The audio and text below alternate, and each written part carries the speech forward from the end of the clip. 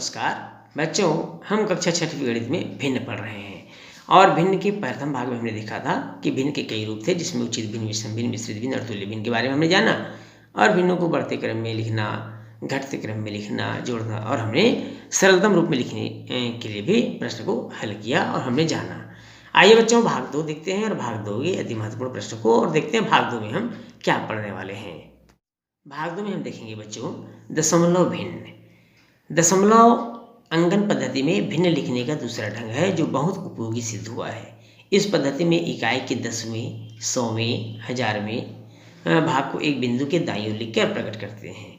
इस बिंदु को दशमलव बिंदु और भिन्न को दशमलव भिन्न कहते हैं। जैसे आइए देखते हैं, जैसे 5.764। तो अब देख पा रहे हैं बच्चों, दशमलव के बाद दहाई, फिर सैकड़ा, फिर 1000 के रूप में इसको लिखा गया है, 1000वें भाग के रूप में लिखा गया है। अगर हम इसको स्थानीय मान के रूप में लिखें तो कैसे लिखेंगे, 5 धन 7 दहाई के स्थान पर है तो 10वां 7/10, 6 सैकड़े के स्थान पर है 100 और 4 1000वें के स्थान पर है। तो इस तरह से हम इसको लिख सकते हैं, दशमलव भिन्न को प्रदर्शित कर सकते हैं।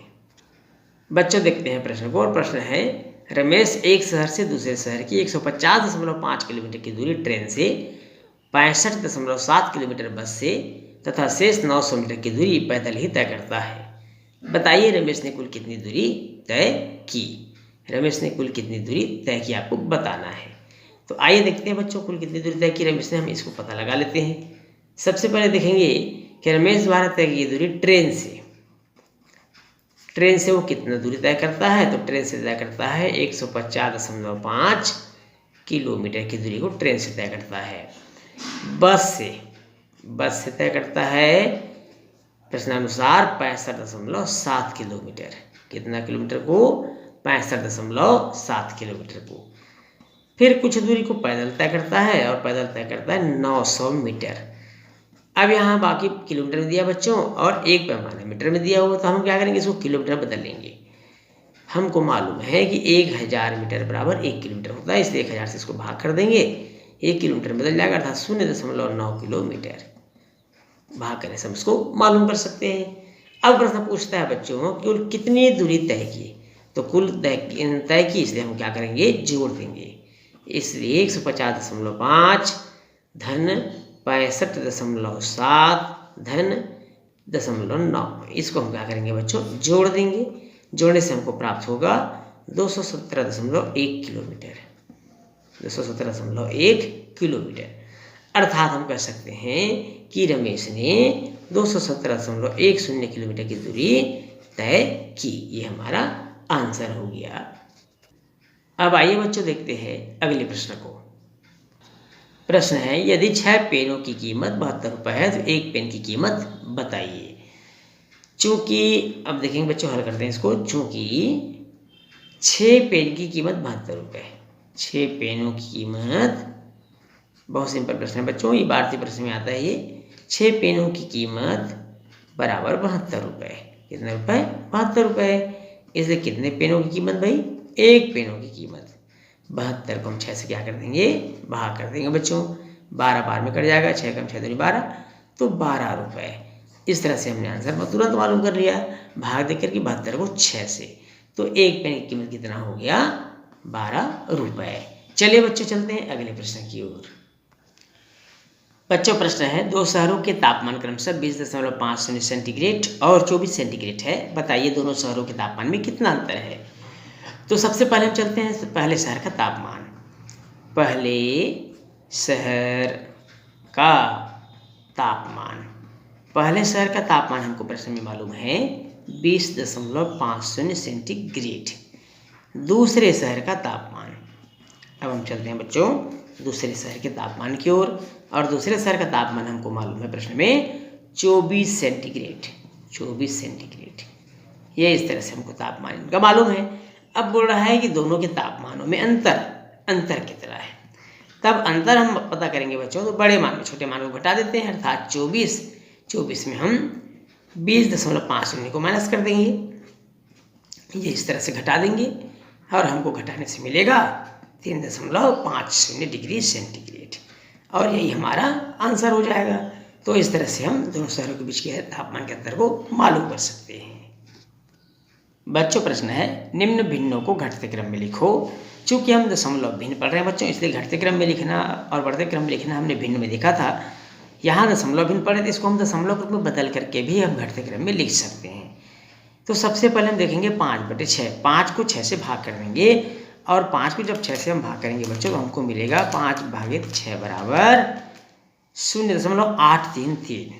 833 इस तरह से हमको 5/6 से मिल गया। 7/8, 7 को हम 8 से भाग कर देंगे बच्चों, 7/8, तब हमको मिलेगा 0.875। और तीसरी संख्या है 8/9।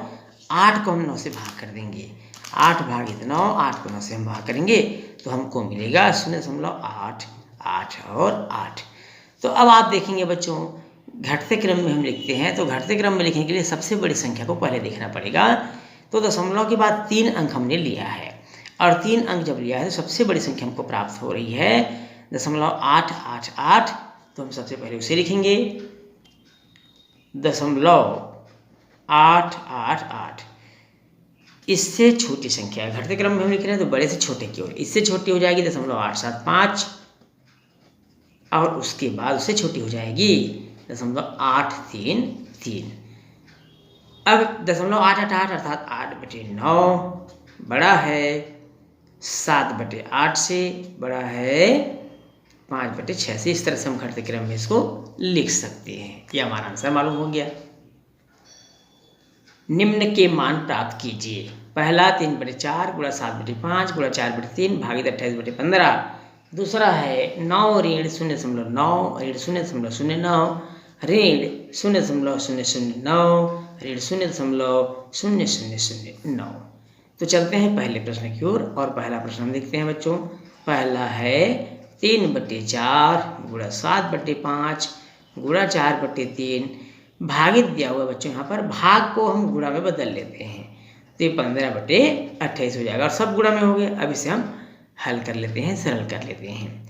सबसे पहले हम देखेंगे कि कट रहा है क्या। 5 3 15 कट गया, 3 और 3 भी कट गया बच्चों, 7 4 28, 4 और 4 भी कट गया।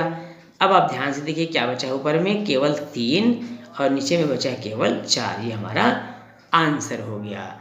इसी में दूसरा सवाल दिया हुआ है 9, और उसके बाद सभी संख्याएं ऋणात्मक है। देख लीजिए, समान चिन्ह हमेशा जुड़ जाते हैं। तो सबसे पहले हम क्या करेंगे, 0.9 ऋण में है, फिर 0.09, 0.009 और 0.0009, इसको हम पहले जोड़ देंगे, क्योंकि सबके चिन्ह क्या है बच्चों, यहाँ से यहाँ तक समान है, ऋणात्मक है। जब हम सबको जोड़ते हैं तो हमको क्या मिलेगा बच्चों, हमको जोड़ने से मिलेगा 0, सबको जोड़िए 9 9 9 9, 0.4 बार हमको 9 प्राप्त होता है।